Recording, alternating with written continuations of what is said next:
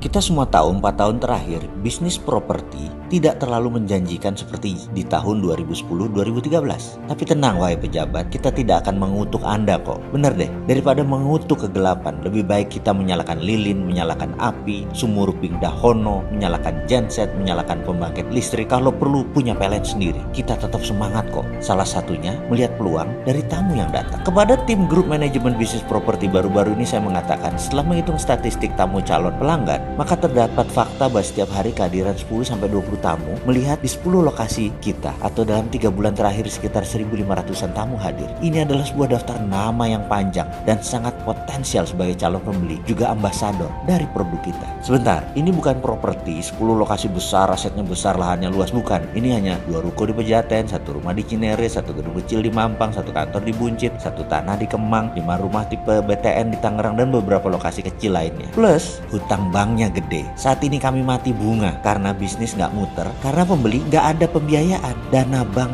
dipakai infrastruktur. Kasian ya kami pemain properti. Di sisi lain, dengan tamu berdatangan, walaupun belum beli, saya merasa sangat terhormat dan semangat. Kepada tim, saya juga memberi pesan melalui surat mingguan sirkular kepada manajemen. Pastinya informasi ini bila Anda berminat memanfaatkannya, monggo silahkan. Saya mengatakan begini kepada tim saya, di mana saya mengatakan bahwa ada hal yang harus kita lakukan kepada tamu kita, yaitu mereka harus dieduket dengan benar dan diberikan pengalaman yang seru. Logo, simbol, signage, brosur, leaflet, spanduk, billboard adalah hal yang kecil dan pernik jika dilihat. Namun, semua itu penting dalam pemrograman pikiran bawah sadar seseorang. Secara sederhana saya ingin menerangkan cara kerja otak sebelum memulai masuk kepada edukasi bisnis tentunya. Otak manusia siapapun ia, di belahan manapun dia berada, ras apapun, memiliki 2 fungsi otak. Otak kiri disebut analytic mind, otak kanan disebut creative mind. Kita tidak akan membicarakan lebih jauh. Namun, ada hal yang sama di setiap manusia, yaitu jalannya informasi, lalu menjadi tindakan dalam kerja otak. Semuanya sama, yaitu informasi selalu masuk ke otak kiri terlebih dahulu, baru pindah ke kanan, baru terjadi tindakan. Ingat ya, hukum alam ini. Saya ulangi lagi, informasi selalu masuk ke otak kiri terlebih dahulu, baru pindah ke kanan, baru jadi tindakan. Jadi, brosur, leaflet, spanduk, logo, signage adalah informasi otak kiri dari konsumen. Lalu, informasi otak kanan adalah perasaan dan pengalaman. Simbol ini tadi perasaannya menghasilkan apa? Logo tadi menghasilkan pengalaman apa? Disinilah divisi art and creative harus sungguh-sungguh menggunakan intuisinya. Setelah sisi kiri otak terpuasi, maka tidak ada yang lebih dahsyat dari perasaan dan pengalaman seseorang di dalam pemrograman pikiran. Adalah informasi langsung tertuju ke otak kanan lewat otak kiri yang terpuasi. Jadi setelah otak kirinya terpuasi dengan informasi, jangan biarkan dia menganalisa. Beri secepatnya pengalaman yang menyenangkan. Seluruh indera tamu harus terpuasi dengan tampilan yang segar dari ruangan. Mata memandang indah, telinga dengan musik yang indah terdengar, enaknya rasa makanan di lidah, harumnya ruangan, bersih dan rapihnya tertata ruangan, sehingga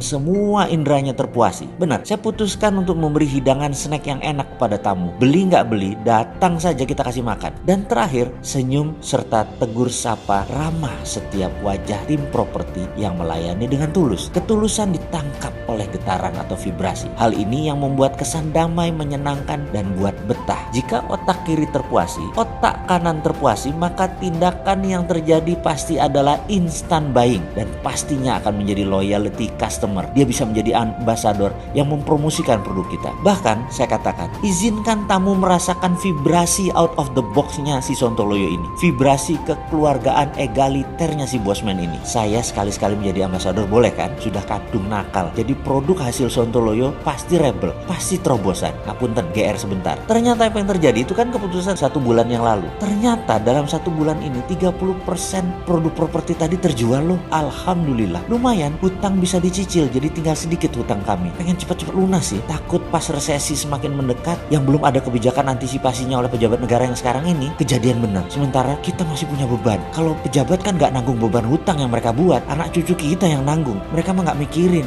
Dan namanya juga lagi jabat.